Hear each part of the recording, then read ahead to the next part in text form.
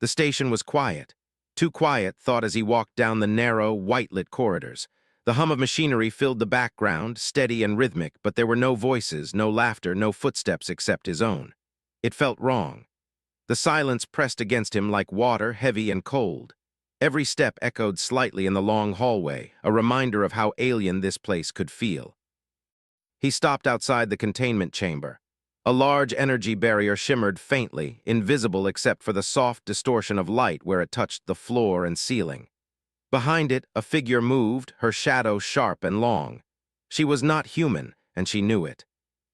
Her skin was a stormy blue, almost like rain clouds just before a lightning strike. Her eyes glowed faint amber, and they were wide, sharp, and unblinking. There were ridges along her temples and neck, marks of her species, known across a dozen sectors for their intelligence and ferocity. She stood tall, and every movement she made was precise, like a predator ready to strike or defend. Took a slow breath, trying to calm the sudden tightness in his chest. He had seen many aliens in his years aboard the Alliance stations. Some were docile, some violent, some coldly indifferent. But none had given him a feeling like this, unease and all at once. "Don't treat me like an animal," the voice rang out, breaking the stillness like shattering glass. It was loud, raw, full of pain and fury. "I am not your experiment. I am not your prisoner." The walls seemed to vibrate from the force of her voice. The guards flinched, hands twitching toward their weapons. One took a cautious step forward but raised a hand. That was enough. "No one here thinks you are an animal," he said firmly. His voice was calm, steady, careful not to sound weak, but not so loud as to provoke her further. "You lie," she snapped. Her voice was sharp, almost cutting. "You built this cage, you watch me, you wait. You call it protection, but you are hunters, all of you." He shook his head slightly, keeping his tone even. "We found you unconscious in a damaged scout ship near the border. We brought you here to help you. That's all, nothing more." Her glowing eyes narrowed, studying him, searching for deception. She laughed, a bitter, sharp sound that made the metal walls ring. "Help me. You could have killed me and called it mercy. You could have silenced me and said it was safety. Do you think I am weak?" "No," he replied honestly. "I think you are choosing not to hurt anyone." She paused, that stopped her. For a moment she looked like she might collapse, like the fire behind her eyes had flickered. But just as quickly the anger returned. "Choosing? Do not presume to understand me, human." Remain still. He had learned that sometimes patience was stronger than any weapon. He waited, letting the silence stretch, letting her realize that he would not back down or attack. And then she did something unexpected. She knelt on the floor. Her hands pressed flat against the metal deck, glowing lines along her arms pulsing faintly. Her head bowed. She did not speak. She did not move. She simply was, in her own quiet way, powerful. Felt the hairs on the back of his neck rise.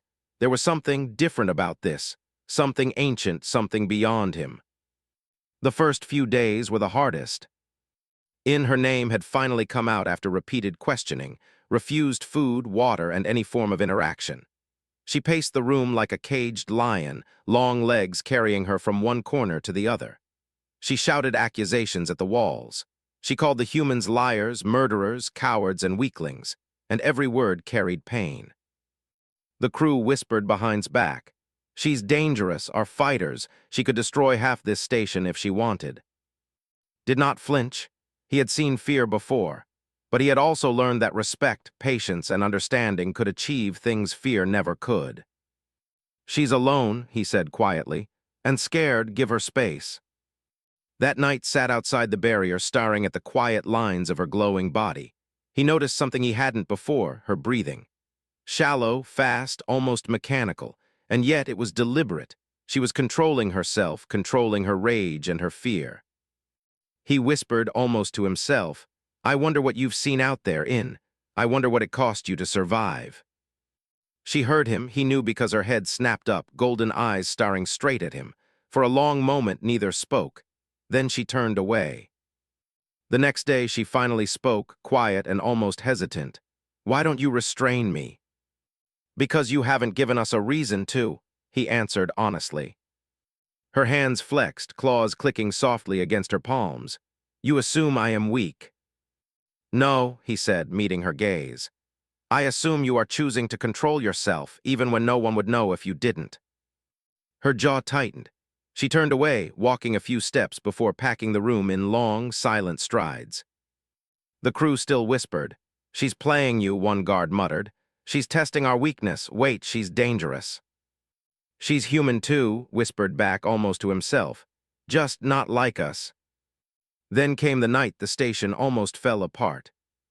It started with a subtle vibration. Noticed it first, a tremor under his boots as he patrolled the corridor outside the containment chamber. Then came the warning lights, red flashes against the white walls, and alarms screaming through every speaker. Deck 7, reactor instability. All hands, secure yourself, the automated voice called. Ran, his boots echoing as the station shook violently. Behind him, the barrier shimmered. Inside, knelt on the deck, hands pressed flat. Lines along her arms glowed bright white, pulses moving rapidly across her skin like liquid light. He stopped in his tracks, heart pounding. "What are you doing?" he shouted. She looked up at him, her amber eyes blazing. Her voice rang out, strong, desperate, commanding. "The station is breaking, I can feel it. Everyone get away from the core."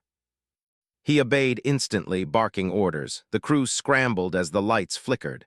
The hum of machinery became a deafening roar, but kept his eyes on her. She was not trying to hurt anyone. She was holding it together. Minutes felt like hours. The station twisted and groaned around them. Sparks flew, deck panels bent, energy surged and crackled.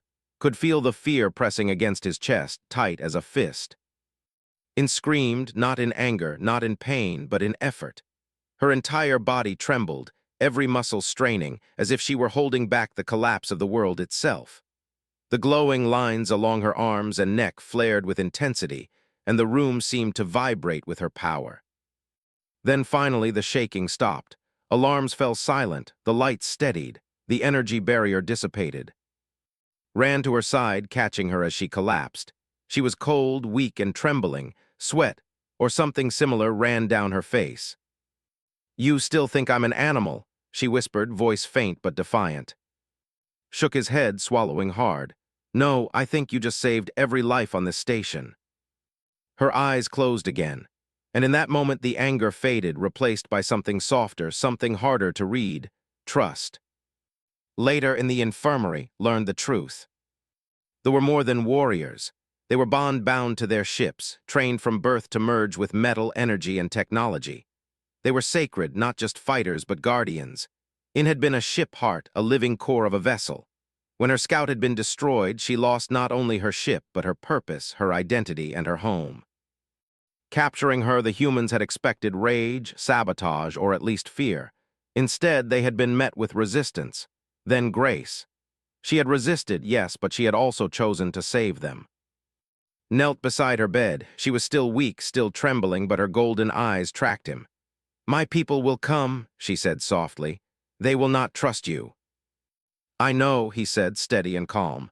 "They might be angry, but they will hear your story." "You treated me like a person," she said slowly, "even when I did not act like one." "And you acted like someone who was hurt," he replied gently. A long silence followed. Outside, stars burned quietly against the void, distant and cold. Inside, a fragile trust had begun to grow. Realized something important. Sometimes, the strongest act a human could do was to wait, and to treat another being like a person, even when they demanded chains and anger in return. The fierce had shown him the same lesson in return.